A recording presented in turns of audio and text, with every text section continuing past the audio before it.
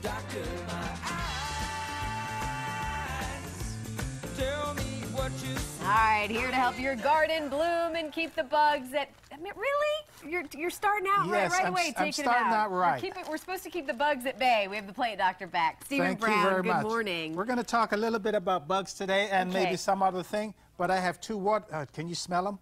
They're dead. Look at this. And now, they smell look dead. like roaches to me, but what are they? Oh, look at those eyeballs. They're called, yeah, aren't they big? They're called water bugs right here. Keep them right there. And I'll they keep look them just here. like leaves, though. I guess, is that the point? Do they well, kind of... they live in the water, actually, and they eat other insects and also tadpoles, other stuff, but when they do bite, it can hurt. Okay, so those, ooh, yeah. Yeah, look at this right here. Look at these two buggy eyes. So very common here in Southwest Florida? Very common, except you don't normally see them. I was you know where I I've pick never these seen... two up? Where? I pick them up in a parking lot. Our parking lot? Not your parking lot. Okay, good to know. Yeah.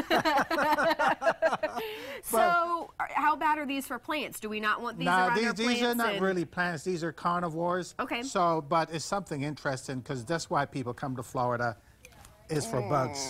All right, I'm going to do something else before I get into the real bugs. What other bug do you have in there? Well, let's look at this. This is from the heart of a palm. Okay. These are palms that were dying, and in the center of the palm, I spliced it open and I found this. Oh, look at that. Looks like an organ. Yeah, doesn't it? It looks like your intestine.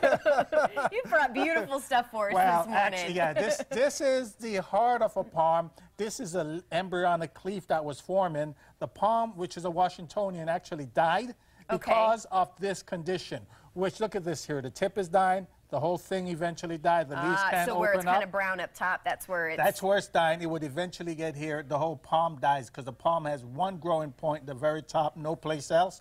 And this is boron deficiency. Okay. So it's got to have its boron in the diet. If not, it will decline and it will die. Can you give the plant boron if it's dying? Can you? Absolutely. You can provide boron, so there is hope yet for these. But I want to show you something else. Is that in a fertilizer? How do you... It's in a fertilizer. Okay. And you apply it to the soil. Okay. And in several months, it should hopefully cure the problem. This is something we call a mite. This is mite damage. If this plant wasn't damaged... What's the actual mite? Mites are typically small, but they're very, very small. Okay. This is the healthy salt bush, which is a native plant. But look right here what we have. This is It's like another tree going on. Yeah, this is actually from the same plant. This part is not damaged. This part is damaged. And these are the little leaves. Instead of you getting a big leaf like this, because the mites are feeding on these, look at that. These are very small leaf compared to that. So what do you do if you see something like this growing on? Well, you know what? This is, you can apply a miticide, something that will kill mites. So it can be, and it not just only happen on mites. Do you have an intern to clean this up? No. Well, that's all right. We'll get it taken care of. Okay, I'll get it afterwards. I just don't want anything crawling up my legs. Well, they might. But mites are very small. But this is cocoa plum too, another native. And let me see. We also have mite damage here. It looks like the mites. I was going to say, these look pretty healthy, though. Well, not really. This isn't the worst. But okay, all right. I see. The mites are going around. Normally, what we do, if the insects are big enough, I take my loop. This is 20 power. I do this. I can see if there are insects here, but the mites are so small. They're called microscopic. You can't see them even with this magnifying glass. Are there certain seasons where maybe bugs are worse? I mean, it's the summertime where, like, is that right now? Well, not only summer, but also winter, dry times, cool time, and there are some insects. Are there certain years where the bugs and the insects really take over? Good question. There are certain years when we have a crop of new bugs, and these are exotic. How is this year looking? 2015. This year is not bad. Last year and the year before was worse. We had a swarm of new whiteflies. I don't have any example of here today. And eventually, though, nature kind of take care of the conditions sometimes. But we have a lot of stuff. This is Florida. We have insects galore. We're known for our sunshine and for our bugs. And for our bugs. Let's see what else we got here. Yeah, I got something else here. We have a minute left. What is a minute? What is a minute? Oh, you're getting into it. I'm a philosopher. Good questions, yes. Doctor of philosophy.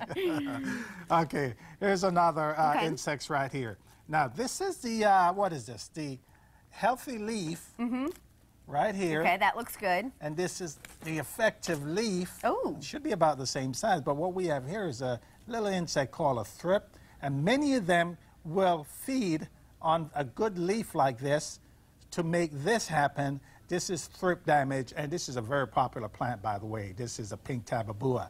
And so we have a condition that is another insect. Yeah. What they do is they feed on it. What do you do about that if you see that? Well, again, some of these conditions we just leave alone. Okay. And sometimes we say... They will be traumatic, so yeah, we may have to lose leave some. It alone. I just want to do one thing, pretty up everything. This is the most gorgeous, yes. Yes.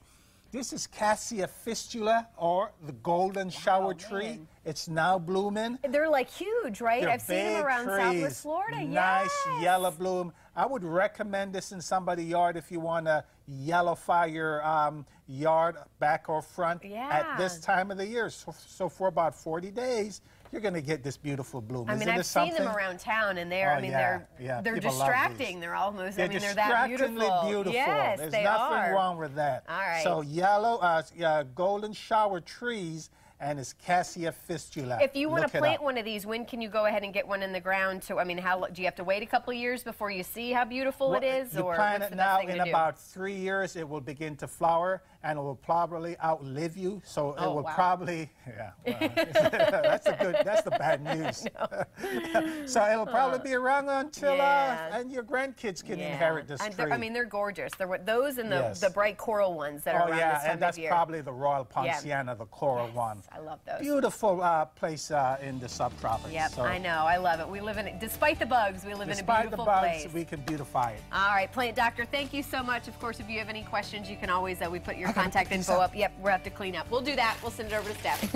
Up next, help is on the way. How Project Help is here to help you when you're facing a life crisis. Stay with us.